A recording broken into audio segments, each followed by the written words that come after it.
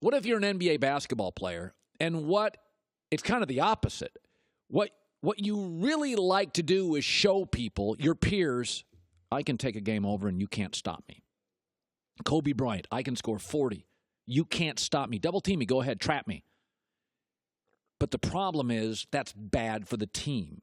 The athletes fight that. Russell Westbrook, to me, has always had sort of a Kobe Bryant thing, which is when he goes into his tunnel, it's great for highlights. Fans love it. We talk about it. Oohs and ahs from the crowd, but it's bad for the team. The Thunder lost again last night. They've lost 5 of 7.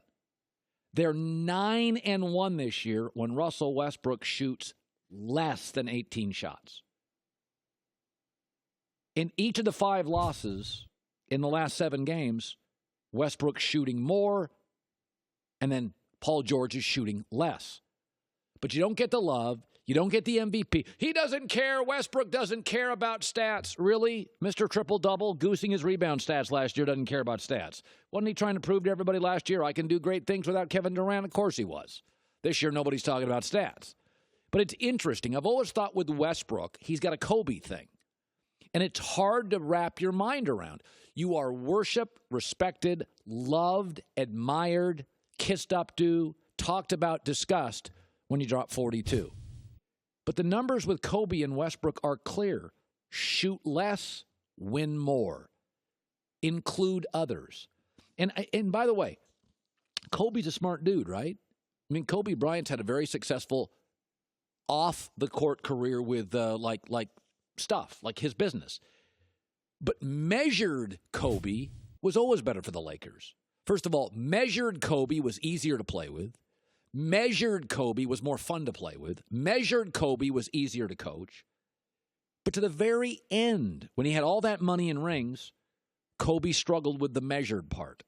Because psychologically, basketball players, all-time greats want to show you, you can't stop me. It's like masculine. And I look at these Westbrook stats, and it's the Kobe thing.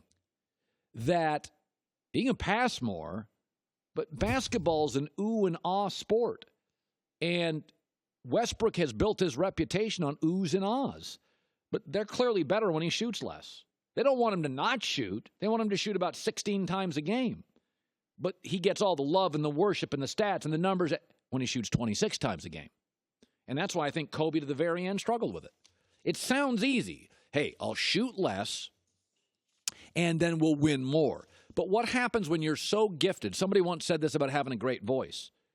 Like if you have a great voice and you're born with it, you'll want to sing. You'll sing on the street. You'll sing in the car. You'll sing in the shower. You'll sing on the stage. When you are physically gifted like Kobe and Westbrook, it's real easy for me to say, but when you go to the arena knowing you can drop 44 a night, but your team's better when you score 20, I think it's hard. The Thunder are 9-1 when Westbrook shoots fewer than 18 shots. Try convincing him, driving to work every day, that's the best for the team. It's not that easy. It was never easy for Kobe. I think it's hard for Westbrook. Kristine with the news. No.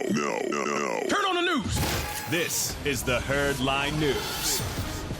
I really hate to do this story after you just had those things to say about Russell Westbrook. I didn't think it was mean. I thought it was almost sympathetic. I didn't say mean.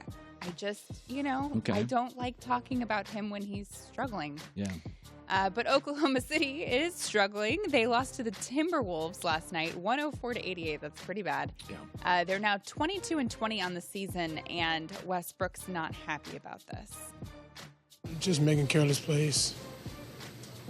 You guys have about 48 hours now, day off, day of practice. What would be your number one focus as a group until you play Charlotte? I'm not sure. Got to lock in and get a win. That's all I can say.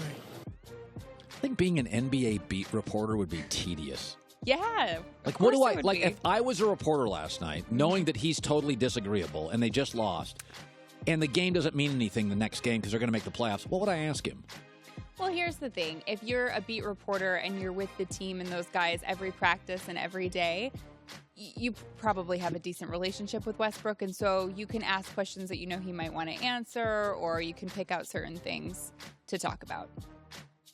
When I used to work for the Celtics, all of my best friends were beat reporters, so we would talk about that all the time. It's actually not as hard as you think in that way. Really? Like baseball reporters. Oh, can I tell you something? When I was a reporter, like for TV interviews, baseball post-game interviews were the hardest thing. Like, what can you ask?